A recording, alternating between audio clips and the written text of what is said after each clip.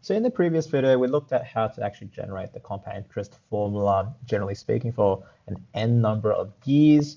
But really that n value is the number of compounding periods. So it could be, per week, per month, per year, per day, it could be any kind of duration.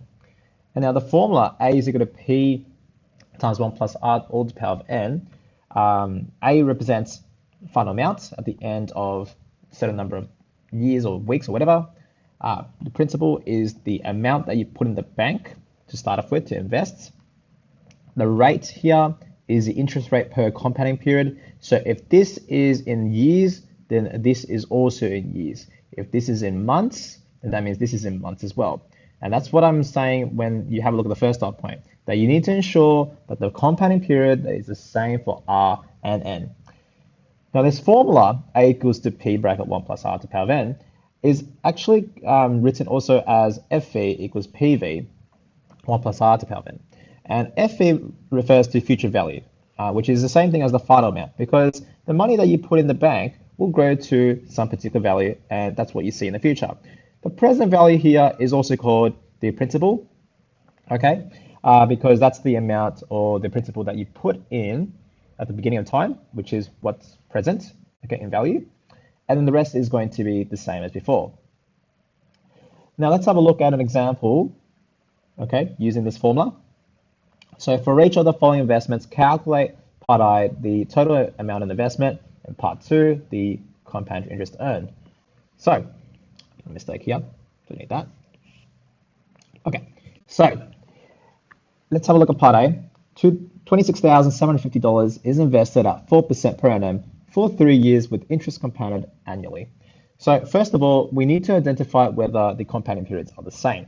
And in this case, if we have a look at these compounding periods, 3 years and compounded annually, well, they're both in years, so we don't have to change anything.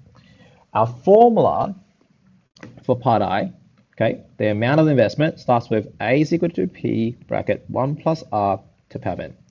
So the amount that we put in here is our principal, we know that. So that's going to be $26,750 times 1 plus the rate.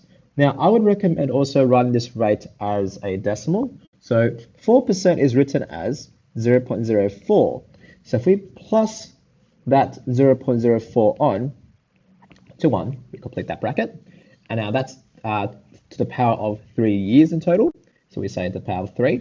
Now, this can be also rewritten as 26,750 times 1.04 to the power of 3. If you want to skip to this step, that's also okay. And once we do that, we can just type it in. So I'm going to type it in now. And that gives us A equals to $30,090 and 11.2 cents. I'm just going to write it like that, okay? Then I'll round it to the nearest 2 decimal places, because that's how money works, okay? Cents are in 2 decimal places. So it's $30,090 and 11 cents. So now for part 2, okay? Now that we found out the total amount of investment, so after we look in the bank again after 3 years, we see this amount sitting in the bank. That is obviously more than that amount.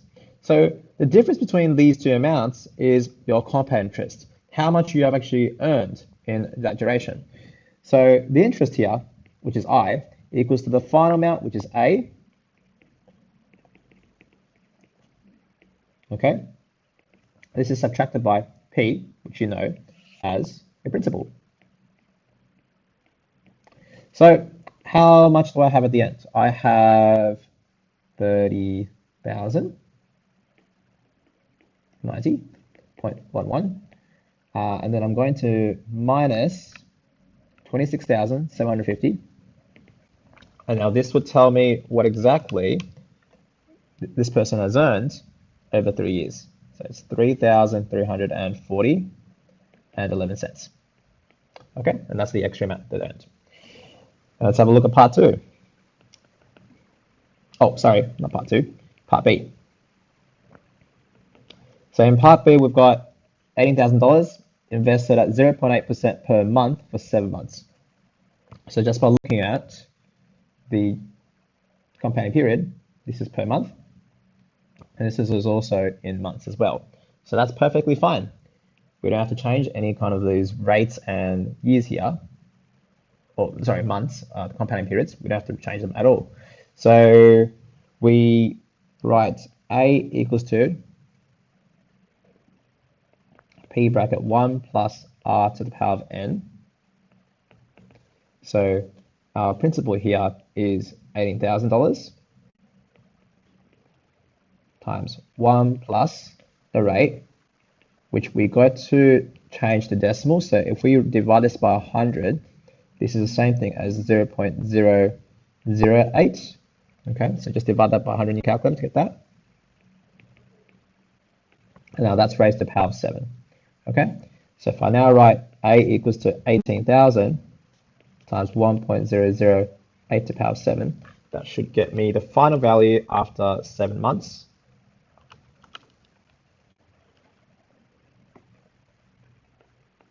Which is going to be 19,032.517. Again, if I was to just round this to two decimal places, I get 0.52. Okay, so that's part I done. Now for part 2, the compound interest that I earned from this would be interest equals to A minus the p-value. So the final amount that it grew to was 19,032.52 cents. And we've got to subtract this by the principal that was at the very beginning, which is 18,000. Now that will return to me a total of 1,032.52. This is the interest gained after 7 months. Okay, so I'm just reminding you guys that whenever you get a question with durations being the same, so for N and R, okay, all right, so in this case, it's per year, you don't have to do anything to those. It's per month and per month, you don't have to do anything to those. Even if this says weeks and weeks, you don't have to do anything to those either, okay? It's only when this says per year and that says months, and that's where you got to try to convert one of them to be the other.